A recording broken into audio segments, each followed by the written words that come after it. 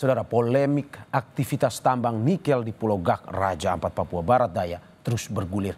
Aktivis lingkungan Greenpeace bilang banyak kerusakan yang terjadi tak hanya di Pulau Gak, melainkan pulau lain juga terdampak. Namun pemerintah bilang aktivitas tambang nikel ini jauh dari lokasi wisata dan sudah sesuai aturan. Benarkah aktivitas tambang nikel ini tidak mengganggu keindahan Pulau Gak, Raja Ampat? Apa solusinya jika memang izin tambang sudah terbit? Kita bahas bersama sejumlah narasumber. Hadir di studio juru kampanye hutan Greenpeace Indonesia, Iqbal Damanik. Selamat pagi Mas Iqbal. Selamat pagi Mas Mario. Terima kasih Mas sudah jauh-jauh datang ke studio. Sama-sama, terima kasih. Dan melalui sambungan daring anggota Komisi 12 Fraksi PAN, Totok Daryanto. Selamat pagi Mas Toto. Selamat pagi Bang Mario. Terima kasih Pak Toto sudah bergabung juga di Dialog Sapa Indonesia Pagi pada hari ini. Dan juga untuk diketahui kami juga sudah menghubungi perwakilan Kementerian Lingkungan Hidup dan lembaga terkait. Namun hingga saat ini belum bisa bergabung karena masih mengkaji dengan beberapa ahli menyoal kegiatan penambangan ini. Saya sabar Mas Iqbal, sebenarnya kita sudah ngobrol dari tadi tapi saya ke Mas Toto dulu. Siap. Pak Toto, bagaimana dari DPR sendiri melihat tambang yang dilakukan? Teman-teman Greenpeace kemarin memberikan sejumlah aksi protes terkait dengan tambang ini. Ini hasilnya seperti apa? Apakah memang sudah mendengar sejak lama Komisi 12 atau bagaimana? Ya, mengenai protes dari Greenpeace itu sebetulnya kita sudah mendengar sudah lama, kita mengikuti, dan respon dari pemerintah saya kira juga cukup cepat, di mana Kementerian SDM dan Lingkungan Hidup juga sudah turun di lapangan. Dan sementara memberikan laporan-laporan hasil sementara dari peninjauan itu. Dan nampaknya saya lihat sekarang itu belum memuaskan bagi aspirasi publik ya. Jadi saran saya memang sebaiknya ada transparansi yang lebih terbuka ya. Dan mungkin melibatkan pihak-pihak yang stakeholder yang memberi masukan untuk melihat secara bersama-sama dan mendiskusikan secara terbuka. Nah, Komisi 12 sebagai mitra dari Lingkungan Hidup dan juga SDM akan sangat terbuka ya. Kalau perlu kita memfasilitasi adanya dialog terbuka itu supaya persoalannya menjadi clear. Karena sebetulnya persoalan tambang ini kan bukan persoalan baru di eranya Pak Bahlil sekarang ini ya. Ini adalah sejak zaman Presiden Soeharto ini malahan ini. Jadi sudah lama sekali ini. Dan sekarang ini muncul suara-suara publik tentang kekhawatiran terjadinya kerusakan lingkungan. Dan mesti itu direspon dengan baik. Oke, saya kira Komisi 12 sendiri sudah pernah ke sana Pak setelah ada protes seperti ini? Ini sekarang masih reses ya. Jadi saya kira nanti setelah kita masuk dalam masa persidangan akan segera minta diagendakan oleh pimpinan supaya ada peninjauan ke lapangan langsung gitu. Oke. Itu Pak Mario. Oke, Pak Toto, kalau dari Komisi 12 sendiri melihat ini, kita to the point saja. Apakah memang dirasa ini merusak lingkungan di sekitar situ atau belum sebenarnya? Sebenarnya ada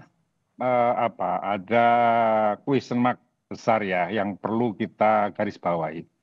Kita mau mengembangkan Raja Ampat ini sebagai apa? Kalau Raja Ampat mau dikembangkan sebagai daerah pusat wisata, saya kira memang eksploitasi harus dikurangi ya. Jadi pertambangan yang mungkin sudah beroperasi itu mesti diawasi dengan baik dan dibatasi kegiatannya supaya tidak menimbulkan kerusakan lingkungan karena sudah sedemikian lama dilakukan ya. Dan tujuan akhirnya apa? Tujuan akhirnya untuk pertumbuhan ekonomi sebetulnya dan juga untuk kesejahteraan masyarakat. Jadi wisata itu tidak kalah potensialnya dibanding dengan pertambangan. Jadi saya kira ini pilihan kebijakan yang mesti dipikirkan oleh pemerintah. Oke. Gitu. Oke Pak Toto, saya ke Mas Iqbal. Mas Iqbal, Kompas headline Raja Ampat terindikasi tercemar. Ini pun yang juga dilakukan aksi oleh teman-teman dari Greenpeace. Apa sebenarnya yang mau disampaikan? Memang sangat-sangat tercemar kah? Pada akhirnya Raja Ampat ini akhirnya harus Greenpeace turun tahun ini untuk melihat bahwa tidak boleh sebenarnya atau gimana? Kompas sendiri kan sebenarnya sudah angkat sejak tahun 2021 ya Mas ya? Ya. Kompas sendiri sudah Sudah lama angkat ya? itu, Ya. sudah lama dan tidak ada gubris kan dari pemerintah gitu ya tindak lanjutnya. Sampai saat ini tidak ada gubris menurut Anda? Setelah aksi Greenpeace kan kemudian Pak Bahlil ke sana gitu. Ya. Nah, tapi pertanyaan mendasarnya dari kita semua adalah apakah kita mau nunggu Raja Ampat hancur dulu baru kita bertindak? Oke. Gitu ya. Apakah kita mau lihat dulu Raja Ampat ini hancur sehingga tidak lagi ada tempat wisata baru kita bilang wah Raja Ampat sudah hancur baru kita boleh menutup atau kemudian baru kita bilang bahwa perusahaan ini melanggar aturan. Secara aturan sebenarnya dengan terbitnya IUP aja ini sudah melanggar aturan. Pak Toto kan anggota DPR ya. Ini konstitusi yang sedang dilanggar. Undang-Undang nomor 1 tahun 2014. Ya. Lebih detail setelah undang-undang kan kita punya peraturan menteri namanya. Kan Pak Toto ya. Di peraturan menteri tahun 53 itu secara jelas ada untuk pulau-pulau kecil ini ada yang boleh, ada yang tidak boleh dan ada yang boleh dengan syarat. Di pulau-pulau kecil dia 100 km persegi atau 10 hektar, 10.000 hektar itu secara jelas bahwa pertambangan mineral dan batu bara tidak boleh ditambang. Oke. Dengan alasan apapun, karena tidak ada kata dibolehkan dengan syarat di situ, tapi tidak boleh. Ini kan tegas. Kenapa pemerintah sendiri, Pak Toto sendiri Komisi 12 ada undang-undang, tapi tidak menggunakan undang-undang yang ada. Oke, tapi kan sebenarnya kalau dari Kementerian Lingkungan Hidup kemarin bilang bahwa undang-undang yang berlaku itu terkait dengan pertambang ini adalah undang-undang kehutanan. Nah, kalau saya tidak salah, betul. bahwa boleh tambang sebenarnya, tetapi memang ada aturannya. Ya. Berbeda undang-undang dengan yang disampaikan oleh pihak Greenpeace bahwa ini undang-undang pesisir ya. Ya. Oke, yang memang melarang apalagi luas Pulau Gak yang memang tidak sampai 1.000 ya. 10.000 hektar sehingga dilarang betul-betul untuk ini. Ini bagaimana ada perbedaan undang-undang nih? Lagi-lagi, tapi saya mau menekankan satu hal bahwa ini bukan soal Pulau Gak saja ya, tapi ini soal Raja Ampat. Inilah yang menunjukkan bahwa tidak ada orkestrasi kepemimpinan di pemerintahan Pak Prabowo. Karena ESDM-nya nerbitin, KKP-nya tidak boleh, LH-nya harus lihat dari sisi lingkungan, lalu kemudian kehutanan untuk lihat apakah itu kawasan hutan atau tidak. Ini kan udah jelas kawasan lindung. Kalau kemudian sudah jelas kawasan lindung, Kementerian Kehutanan punya hak untuk menerbitkan apakah penggunaan pemanfaatan kawasan hutannya, persetujuan penggunaan kawasan hutannya boleh diberikan atau tidak. Nah, kehutanan memberikan. Jadi sebenarnya dalam semua kontestasi ini atau konteks Raja Ampat ini, Kementerian ESDM punya peran. Kementerian Kehutanan punya peran, Kementerian Lingkungan Hidup punya peran. Safeguard-nya siapa? Safeguard-nya harusnya lingkungan hidup gitu. Tapi lingkungan hidupnya bilang minor saja gitu ya. Ini yang harusnya Pak Menteri lihat bahwa mau sebesar apa dulu kerusakan baru bertindak gitu. Kan lebih baik mencegah daripada mengobati. Kan gitu kan. Jadi kalau kita nunggu rusak dulu mau bagaimana? Dan ini kan persoalan kerusakan lingkungan yang harus dievaluasi, jangan disimplifikasi sebenarnya. Pak Bahlil mencoba menyederhanakan persoalan ini dengan hanya melihat GAK. Lalu semua mata kita tuh ditujukan ke GAK, termasuk lingkungan hidup, termasuk kehutanan. Bagaimana kemudian kasus-kasus yang sudah terjadi di Morowali, bagaimana kemudian yang di Sulawesi misalnya ya, lalu kemudian di Maluku. Nah, ini kan juga kita harus fair ya untuk melihat bahwa industrialisasi nikel ini berdampak lingkungan yang sangat besar. Bahkan laporan terbaru di Teluk Weda, masyarakat sudah tercemar di dalam tubuhnya, di dalam urinnya, itu memiliki kandungan logam berat. Oke, kalau kita berbicara soal kerusakan, apa saja kerusakan? Karena memang yang kemarin dibilang bahwa ini kerusakan ekologis. Apa sebenarnya kerusakan yang dilakukan oleh tambang ini? Ini Pak Hanif Faisal paham betul, karena Pak Hanif Faisal dulu di kehutanan, planologi. Kita tahu bahwa kuota deforestasi Indonesia itu sudah tidak boleh lagi, Mas. Kuota ya dari apa yang ditentukan oleh kehutanan. Pembakaran hutan ini Pembakaran hutan. Tapi apa yang terjadi? Dari tahun 2016 sampai 2023, semenjak isu nikel, pembukaan lahan nikel itu naik 600%. 600%. Pembukaan lahan di wilayah konsesi nikel. Deforestasi di Pulau Gak sendiri itu 300 hektar. 300 hektar itu besar, Mas. Untuk pulau-pulau kecil. Sehingga waktu Pak Bahlil ke sana sama Pak Hanif mungkin tidak hujan ya. Sehingga limpasannya tidak ada. Tapi begitu hujan, lumpur di mana-mana. Nah, menyusahkan masyarakat di situ ya?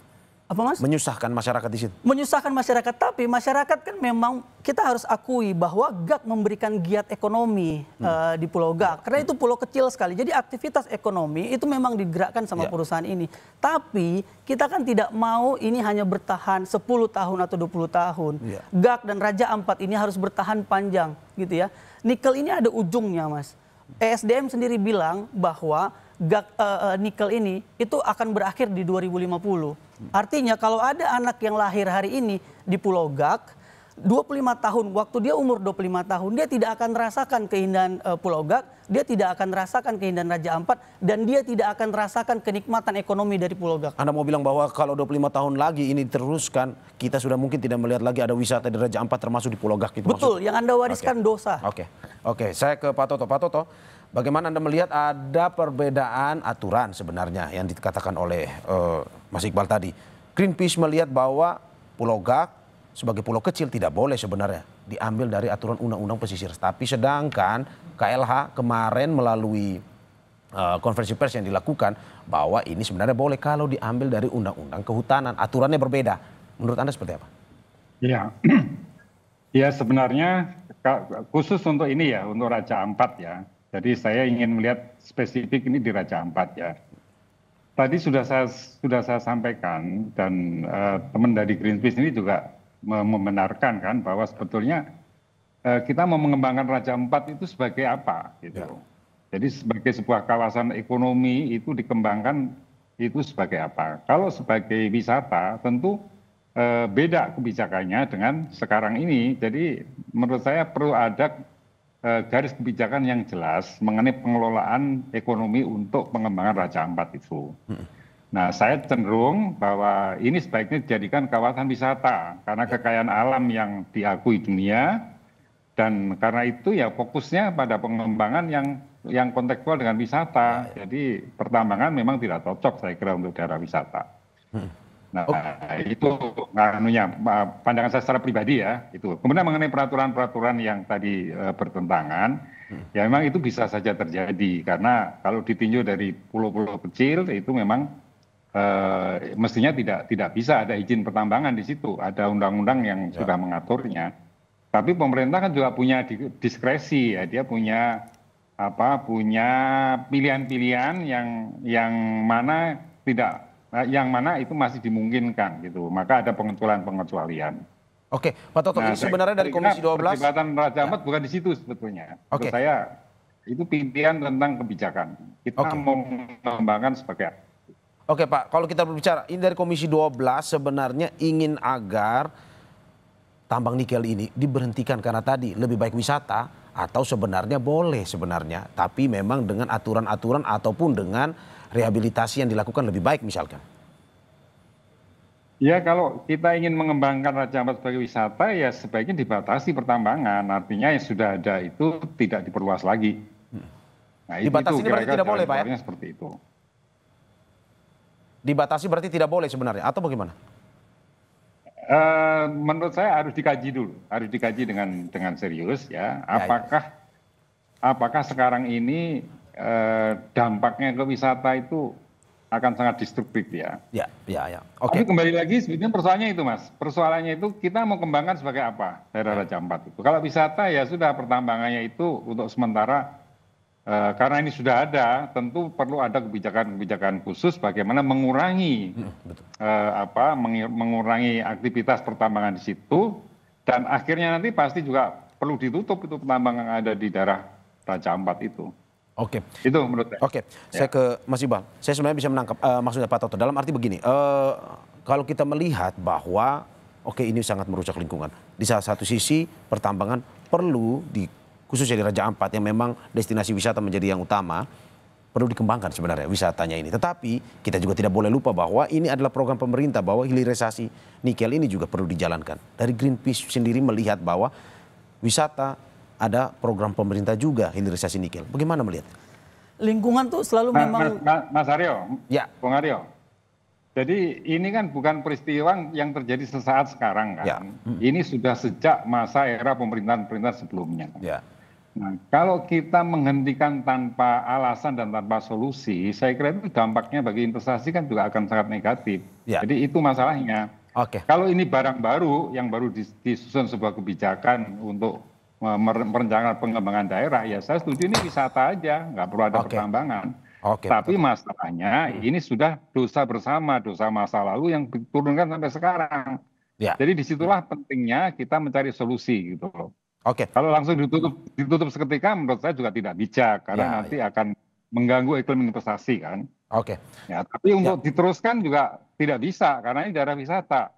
Nah, itulah yang perlu dicari solusinya sebaik-baiknya. Ya, dari Mas Iqbal sendiri? Iya, harusnya kita sudah mulai berhenti ya untuk membenturkan antara pembangunan dan lingkungan. Karena ada banyak solusi kayak tadi pariwisata, salah satunya karena ada potensi pariwisata. Jadi ada fokus untuk melihat bahwa apa yang harusnya dilakukan oleh pemerintah. Tapi sering sekali ketika pemerintah misal mari kita kaji dulu. Kalau wisata ya infrastruktur wisatanya dikembangkan menurut saya. Oke, Pak Toto ditahan sebentar. Ya. Saya kasih kesempatan buat Mas Iqbal. Yang menjadi ketakutan kita karena kita kan trust issue nih ya sama pemerintah gitu ya.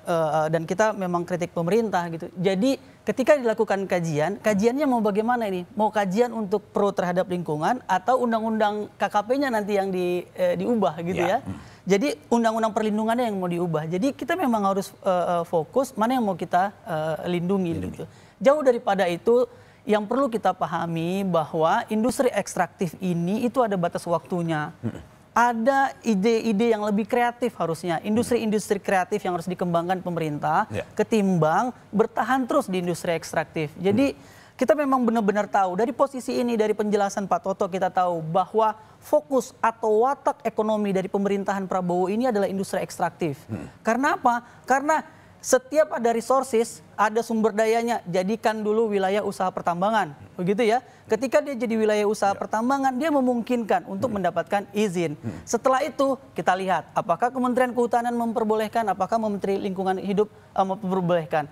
Aturannya begitu ini Mas sekarang, value chain dari industrialisasi nikel ini. Jadi izin induknya, saya bilangnya izin induk ya, permitnya ini adalah izin usaha pertambangan. Setelah perusahaan mendapatkan izin usaha pertambangan, lalu kemudian kehutanan, mereka mengajukan izin kehutanan, mereka mengajukan izin ke lingkungan dan izin-izin lainnya gitu. Jadi wataknya adalah ekstraktif terlebih dahulu, baru tourism berikutnya gitu. Jadi kita nggak punya imajinasi tentang bahwa Indonesia ini bisa maju tanpa industri ekstraktif. Oke, gitu. tapi kan dari tadi Pak Toto mengatakan bahwa ini sebenarnya dosa masa lalu. Dalam arti bahwa kemarin ada langkah dari Menteri SDM mengatakan bahwa ini diberhentikan sementara dulu. Betul. Untuk melihat dikaji dulu dan segala macam. Nah, karena kalau misalkan mungkin terlalu kaget akan juga berdampak juga kalau misalkan diberhentikan. Nah, menurut Anda bagaimana? Maka ketika kita tahu ini dosa masa lalu, bertobatlah.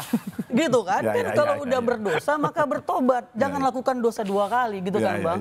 Jadi kalau kita udah tahu ini dosa maka kita bertobat. Yang kita lakukan adalah bagaimana kemudian investasi PMA, ini kan BUMN ya, investasi BUMN ini berpikir mana yang lebih penting gitu ya. Ini kan BUMN gitu ya. BUMN bisa bilang, nah tapi Mas lagi-lagi saya nggak mau kita geser hanya Pulau Gak saja. Ada 5 izin yang saat ini aktif di Raja Ampat. 5 izin ini aktif sekarang itu berdasarkan Kementerian SDM. Nah bagaimana? Ini kita sekarang bicara soal GAK, bicara soal investasi.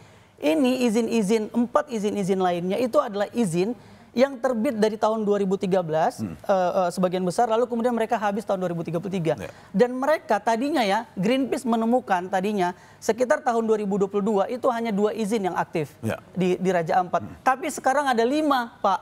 Jadi ada izin-izin baru yang direaktivasi kembali gitu. Jadi jangan bilang karena ini dosa masa lalu di Pulau Gak, sehingga mata kita ke Pulau Gak, kemudian kita teralihkan bahwa ada 4 izin yang mungkin terbit. Satu lagi Bang, ada PT di YGO besar yang baru saja reaktivasi kembali atau aktif itu tahun ini, sekitar Februari, Maret, April 2025. Gitu ya. Dan kita punya bukti untuk itu. Greenpeace akan keluarkan tanggal 12. Tanggal 12 ini ya. Oke, Pak Toto, bagaimana melihat bahwa dari Greenpeace punya riset melihat pemerintahan saat ini eksplorasi dulu baru urusan lingkungan, berpikirnya seperti itu sekarang, padahal harusnya dibalik. Nah, menurut Anda seperti apa?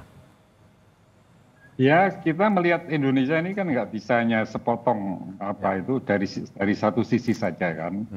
Ya, apapun dikatakan, kenyataannya negara kita ini kaya sumber daya alam, jadi harus dikelola, harus dieksplorasi dan harus dieksploitasi supaya itu ada manfaat untuk masyarakat kita. Jadi itu nggak boleh diabaikan. Jadi kita nggak bisa mengatakan pemerintah ini punya karakter sangat ekstraktif misalnya gitu. Ya memang harus ekstraktif, gimana tidak? Kita punya tambang kok.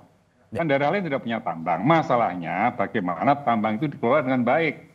Itu. Nah, jadi tapi kembali ke Raja Ampat. Raja Ampat itu sebaiknya dikembangkan infrastruktur pariwisatanya yang lebih dikembangkan, bukan pada aspek pertambangannya. Pertambangannya itu dicoba diatasi dengan cara pendekatan yang baik dari pemerintah. Karena ya kalau dikatakan itu bertobat, ya bertobat itu kan dalam arti harus diterjemahkan di dalam prosedur dan lain-lain. Jadi nggak bisa seketika, oh stop gitu, itu nggak bisa dong. Itu bukan pertobatan ini pertobatan yang langsung berhenti gitu, nggak mungkin kan. Kan ini sudah sesuatu yang sedang berproses gitu. Dan pertanyaannya kita percaya saja, itu nanti komisi akan mengawasi dengan baik. Dan pertanyaannya bagaimana ke depan bahwa boleh eksplorasi ini, tetapi yang pada akhirnya tidak merusak lingkungan atau ada rehabilitasi yang mendukung pada akhirnya lingkungan ini tidak seperti yang terjadi saat ini, seperti yang dikatakan oleh Greenpeace. Ya, sebelum dijawab Pak, kita saksikan jeda berikut.